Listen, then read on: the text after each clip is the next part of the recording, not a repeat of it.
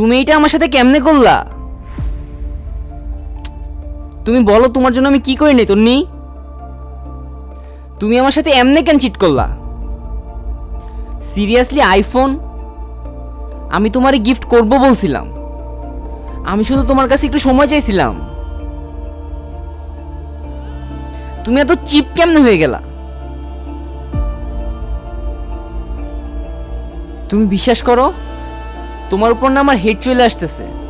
কারে ভালোবাসতাম আমি? হ্যালো হ্যালো,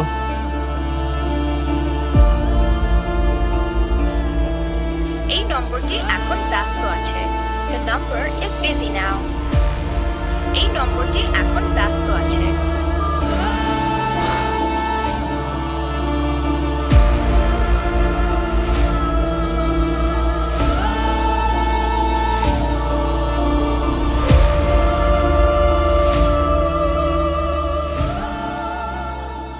এমনই হয় ব্রাদার।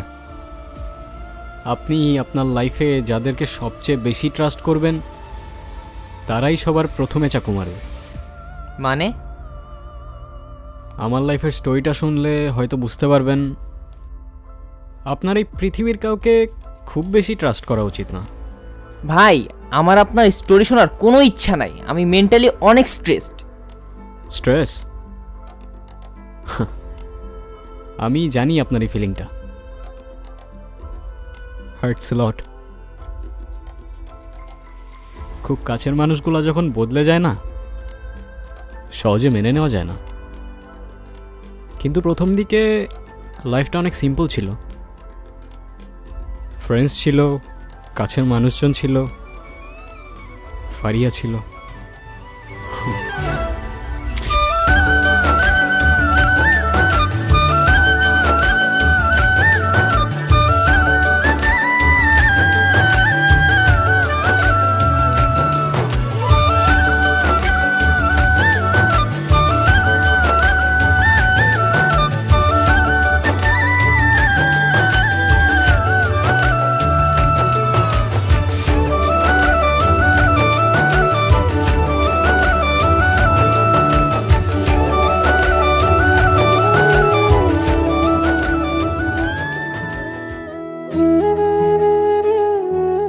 কি চুপ করে থাকার জন্য দেখা করতে আসছো?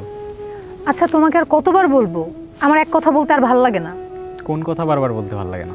তুমি জানো না আমার ফ্যামিলি সম্পর্কে? তো তুমি ভালো করেই জানো, তাই না? হ্যাঁ জানি, জানবো না কেন? কি ঘোড়ার ডিম জানো তুমি? 2 দিন পর পর বিয়ের প্রপোজাল আসতেছে, আমি আর কত থামাইতে পারি? তোমার বাসায় বারবার এত বিয়ে আসে কেন? আর তোমার এই যে ছেলে টেলে দেখতে আসে, এগুলো আমার সহ্য হয় না। আর তোমার রিলেটিভস এত ছ্যাচড়া কেন? কাজ নাই আর তোমার জন্য ছেলে দেখার জন্য উঠে পড়ে লাগছে? স্টাডি শেষ করছো, জব তো করবা এট ফার্স্ট, এগুলা কি ড্রামা হইতেছে? তোমার কাছে এটা ড্রামা মনে হলেও আমাদের এখানে এটাই নর্মাল। আমি কি করব আর কত আটকাতে পারবো আমি? আমার এখানে কিছুই করার নাই। মাত্র ভার্সিটিটা শেষ হয়েছে, আমাদের তো একটু টাইম দিবা, তাই না? আর এমন না বসে আছি, প্যাশন যা ছিল সব বাদ দিয়ে রাস্তা রাস্তায় ঘুরতেছি, জব খুঁজতেছি। আর কি চাও? কিচ্ছু চাই না। পারলে ভালো একটা জব ম্যানেজ করো, আর না হলে এই রিলেশনশিপ ভাঙতে একটুও টাইম লাগবে না।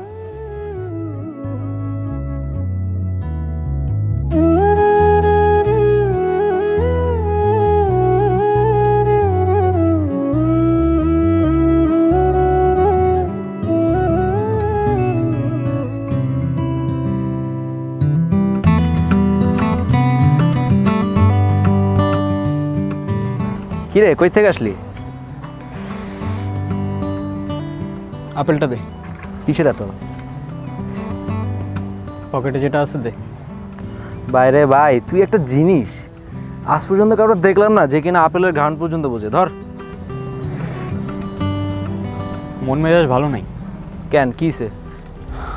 কি করতেছি লাইফে বল? ভার্সিটি শেষ হয়ে গেছে, এখন জব করব। জব কই? 4টা বছর প্রাইভেট ভার্সিটিতে কি শিখছি? তুই কি শিখছিস বল? আমাদের এই এডুকেশন সিস্টেমটা না জাস্ট ফাকড আপ ম্যান। তোর এই সিস্টেমের বিরুদ্ধে অভিযোগগুলো আর গেল না। কেন হবে আর কেমনে হবে? এই যে 7-8 লাখ টাকা দিয়ে প্রাইভেট ভার্সিটি শেষ করলাম, কি পাইলাম এন্ড অফ দ্য ডে? কি পাইলাম? সফটওয়্যার ইঞ্জিনিয়ারিং করতে আসছি ম্যান। আমার কি কোর্স করাইতেছে এগুলা? আর্ট অফ লিভিং, তারপরে সমাজ, স্ট্যাটিস্টিক্স, অ্যাকাউন্টিং, এগুলা কি?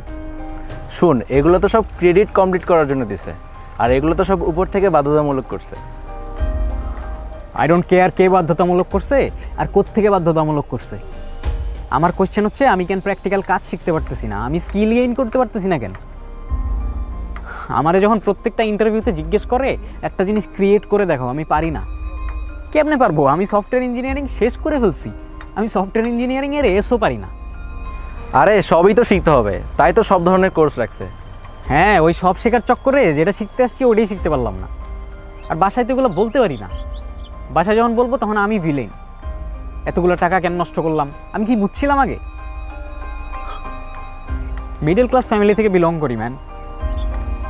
প্রত্যেকটা সেমিস্টারের জন্য টাকাগুলো কেমনে ম্যানেজ করে দিত আমি দেখছি, আর টাকাগুলো দেওয়ার সময় কেমনে ফাটতো তোরে বুঝাইতে পারবো না আমি।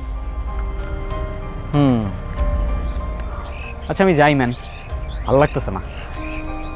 আবার সকাল সকাল ইন্টারভিউয়ের জন্য দৌড়াইতে হবে, না সারাদিন একটু শান্তি মতো নিঃশ্বাস নিতে পারি, না রাতে পিসফুলি ঘুমাইতে পারি। থাক তুই, যাই।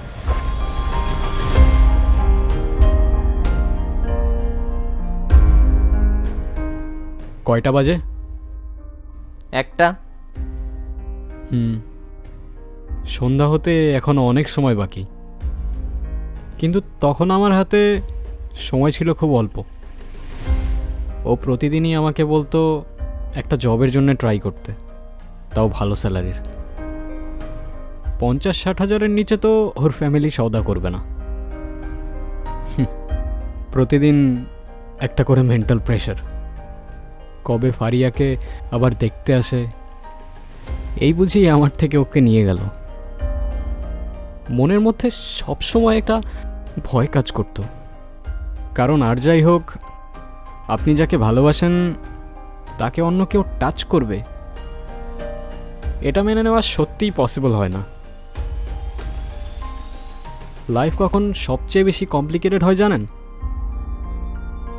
যখন আপনার চোখে হাজারটা স্বপ্ন, কিন্তু আপনি মিডল ক্লাস থেকে বিলং করেন, আর এটা একটা মিডল ক্লাস ছাড়া কেউ ফিল করতে পারবে না।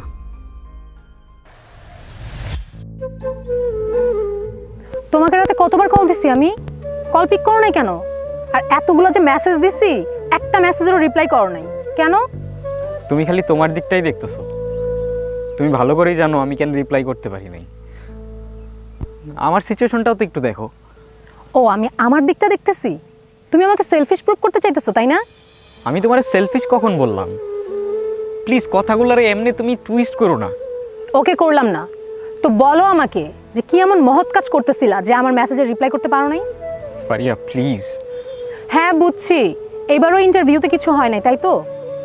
জবটা হয়েই গেছিল, কারণ আমার এক্সট্রা স্কিল হিসেবে গ্রাফিক্স ডিজাইনটা ছিল, কিন্তু স্যালারি 12,000 টাকা। এখন পর্যন্ত জবটা হওয়ার চান্স আছে। আমি কি করবো, আমার একটু সাজেশন দাও না। কি, তোমার মাথা খারাপ হয়ে গেছে? তুমি আমাকে জিজ্ঞেস করতেছো সাজেশন দিতে? আর 12,000 টাকা, 12,000 টাকা দিয়ে কি হয়? আমি কি করবো আমি বুঝতেছি না। আর কি করবো আমি? আমি তো আমার সবটা দিয়ে ট্রাই করতেছি, আমি এদিক থেকে ওদিক কিভাবে দৌড়াচ্ছি আমি জানি। ফারিয়া তুমি এত চেঞ্জ কিভাবে হয়ে গেলা?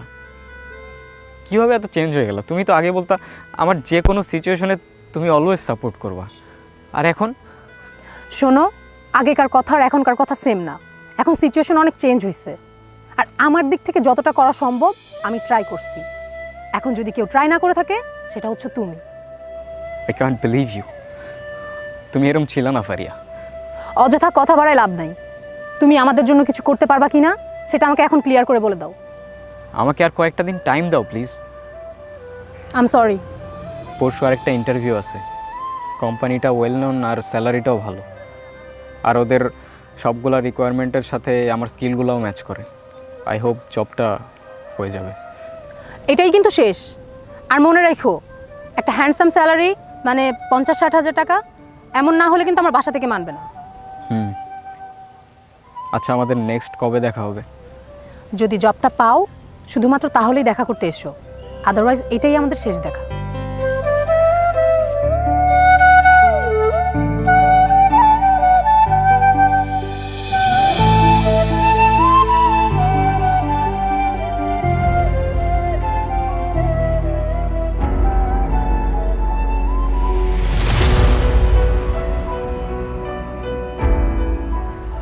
কিরে এতক্ষণ ধরে কি ভাবতেছস? তোর একটা কোশ্চেন করি, কর। মিডল ক্লাস লাইফটা এত কমপ্লিকেটেড কেন বলতো?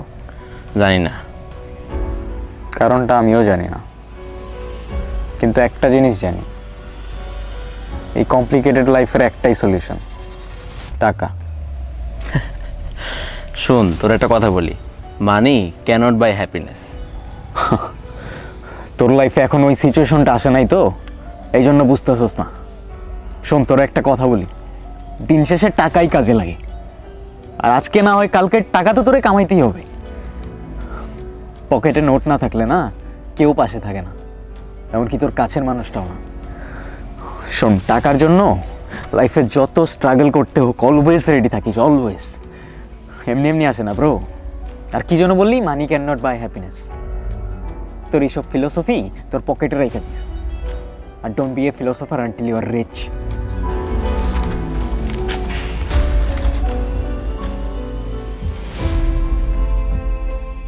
দিন দিন লাইফটা অনেক কমপ্লিকেটেড হয়ে যাচ্ছিল, সব কিছু কেমন যেন আমার এগেইনস্টে চলে যাচ্ছিল।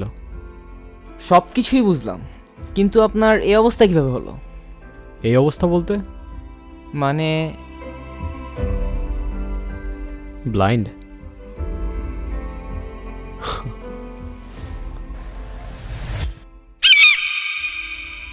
সেদিন ইন্টারভিউয়ের জন্যই যাচ্ছিলাম, মনের মধ্যে অনেক বড় একটা ভয় কাজ করতেছিল, কিন্তু ভয়টা ইন্টারভিউয়ের জন্য না, ফারিয়াকে হারানোর।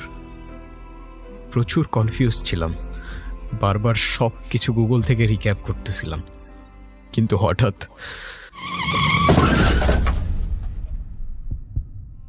মনে হচ্ছিল এটাই আমার লাইফের শেষ দিন। চোখের সামনে সব কিছু অন্ধকার হয়ে যাচ্ছিল, অথচ 2 মিনিট আগেই আমার লাইফ নিয়ে আমি কত সিরিয়াস ছিলাম, আর এখন এক মুহূর্তেই সব মূল্যহীন।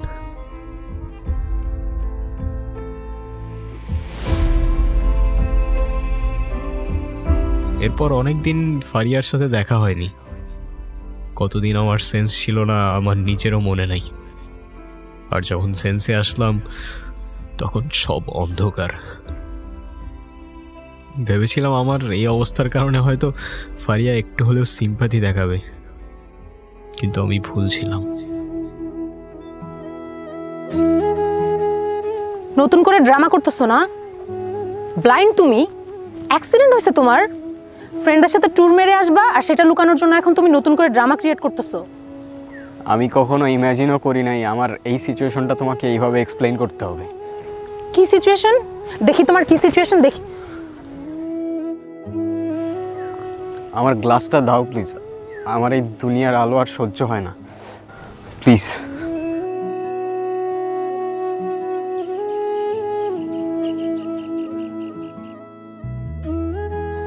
এখন আর কিছু বলবা তুমি?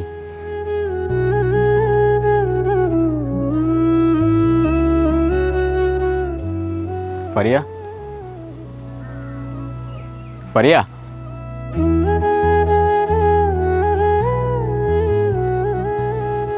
ফারিয়া।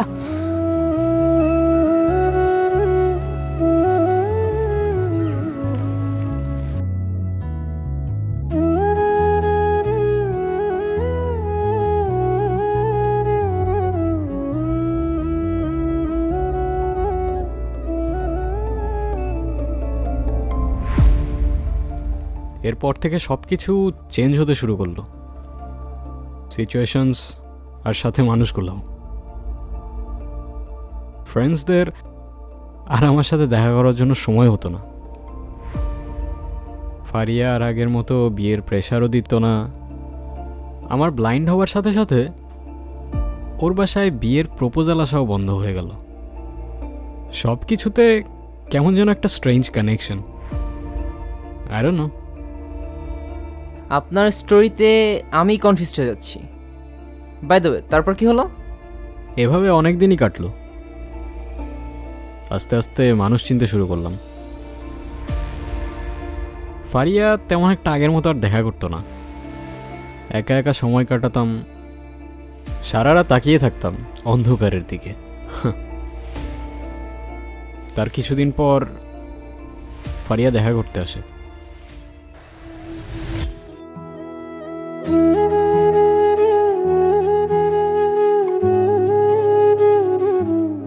কি অবস্থা, কেমন আছো? তুমি বুঝলা কিভাবে আমি আসছি? তুমি আমাকে ইজিলি ভুলে যাইতে পারো, আমি পারি না। ভুললে এখানে তোমার সাথে দেখা করতে আসতাম না। আচ্ছা, তুমি এখন আমাকে এইভাবে ইগনোর কেন করো? আরে কই ইগনোর করি, বুঝো না বাসায় একটু কাজ থাকে তো এর জন্য আর কি, তেমন কিছু না। আচ্ছা,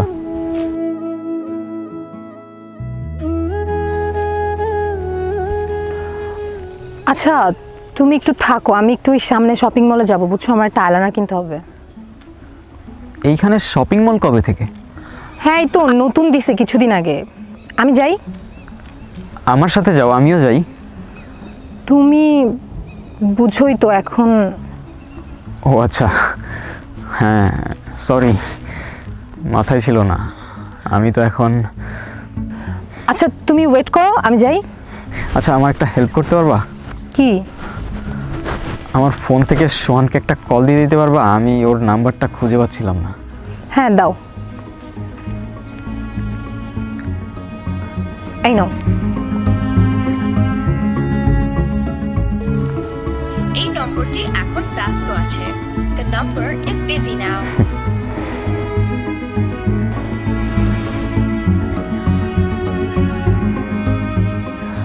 তুমি এখানে আসছো কেন?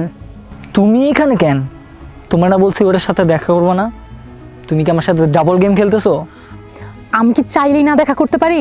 আর হঠাৎ করে কেমনে কি করব আমি? আমি তো চাইতেছি ওর পিছু ছাড়াতে, পারতেছি বলো? ট্রাই করলেই পারো। মানে কিভাবে? তোমার কিচ্ছু করতে হবে না, আমি সব সেট করে রাখছি। জাস্ট তুমি আমার কথাগুলো শোনো, আমাকে ফলো করো। আচ্ছা ওয়েট।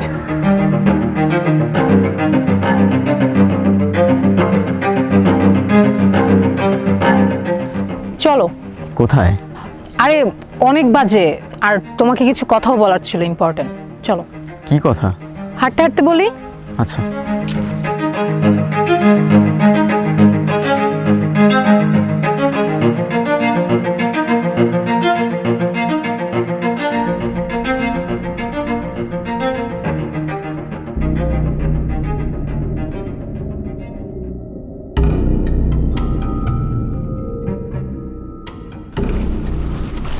আচ্ছা, আমরা কোন রাস্তা দিয়ে যাচ্ছি? এই তো এখানে একটা নতুন রাস্তা হয়েছে, ওইটা দিয়ে যাচ্ছি। আচ্ছা, তুমি কি বলবা বলছিলা? হ্যাঁ হাঁটো বলতেছি।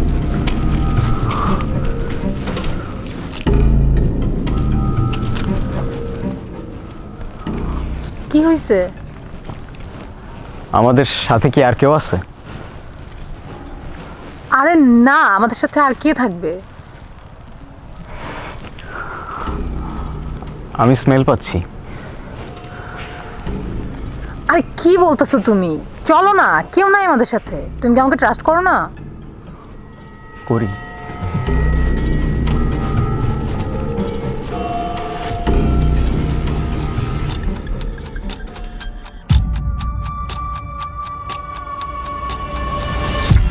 তুমি নাকি ইম্পর্টেন্ট কথা বলবা বলছিলা, বলো না কি বলবা।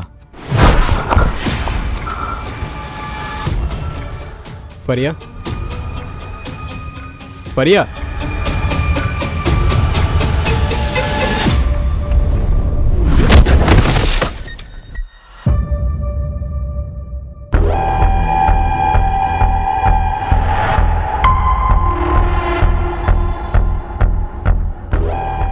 ইম্পর্টেন্ট কথা আমি বলতেছি তোরে। ফারিয়া আমার গার্লফ্রেন্ড, ওর আশেপাশে যাতে তোরা না দেখি।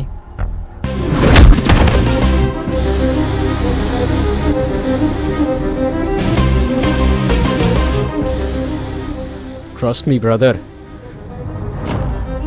আজকের পর থেকে আশেপাশে না, সব জায়গায় শুধু আমারই দেখবা।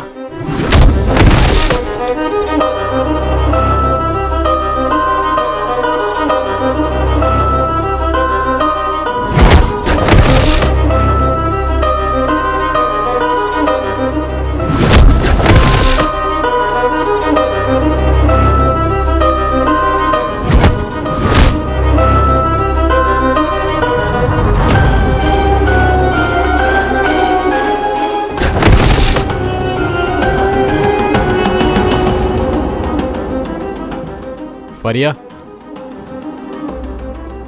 আমি জানি তুমি এখানেই আসো। তুমি আমারে ভুলে গেলেও আমি তোমার স্মেল ভুলতে পারি নাই।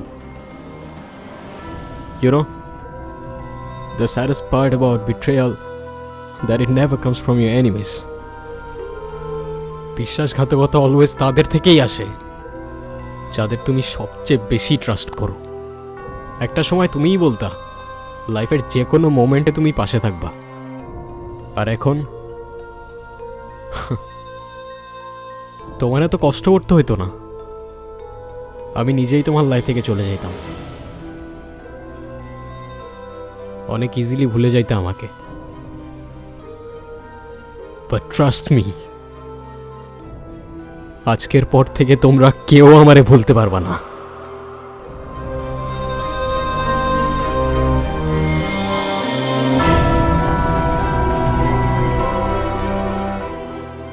ওরা কেউ আপনাকে ভুলতে পারবে না কেন? সিক্রেট। আচ্ছা, আমি আপনাকে চিনি না, আপনিও আমাকে চিনেন না, তো আপনার এই স্টোরি আমাকে কেন বলতেছেন? কারণ তো অবশ্যই আছে। এই পৃথিবীতে যা হয় সব কিছুর পেছনে একটা কারণ থাকে, সব কিছু কানেক্টেড, জানেন তো। তো বলুন, কারণটা কি? সময় হইলে নিজেই বুঝতে পারবেন।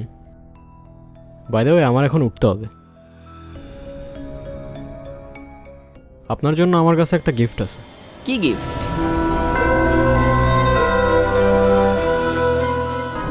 এইটা কি? আমি পারফিউম আর্টিস্ট। এটা আমার নিজের বানানো পারফিউম। এটা শুধু তাদের কাছেই থাকে যাদের আমার স্টোরিটা জানা থাকে। আপনি হয়তো আমাকে চেনেন না, বাট ট্রাস্ট মি, আজকের পর থেকে আপনি আমাকে ভুলতে পারবেন না।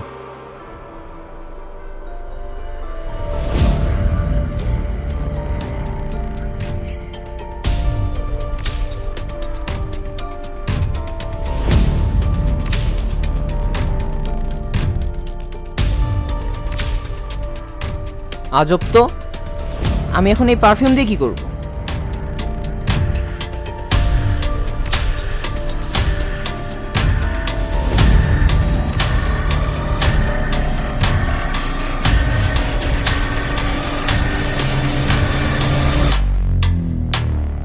ইঁদুর ফাঁদে পা দিছে।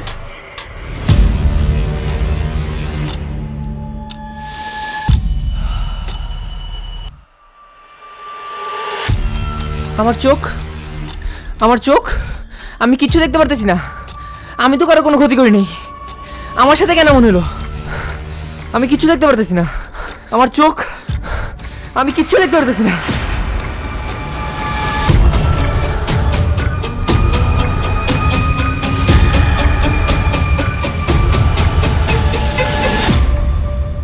তোমার সাথে কেন এমন হইল? তুমি কি সত্যি কারো কোনো ক্ষতি করো নাই?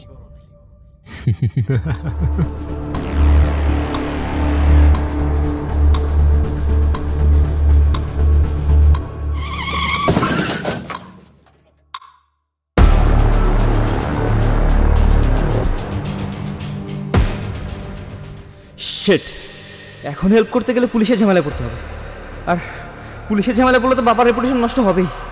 কেটে পড় তুর্য, তোর কোনো দোষ নাই, এটা শুধুমাত্র একটা অ্যাক্সিডেন্ট।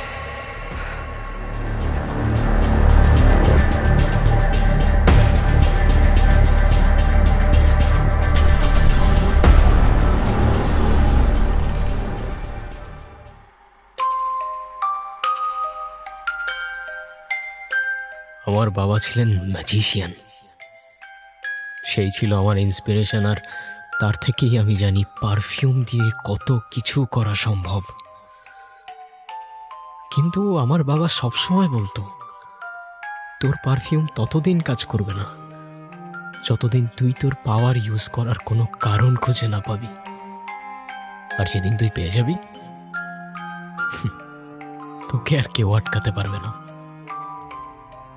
এখন দেখো বাবা, তোমার ছেলেকে আজকে কেউই আটকাইতে পারে নাই।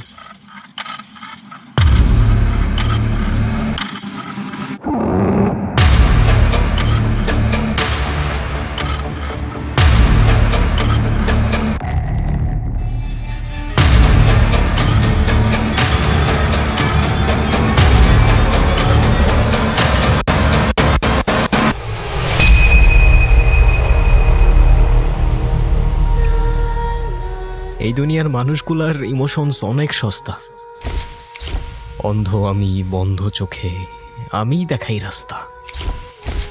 বস্তা পচা ক্যারেক্টারগুলো আমারে বারবার দেয় রিমাইন্ড, আমার চোখে অন্ধকার, তাই আমি ব্লাইন্ড।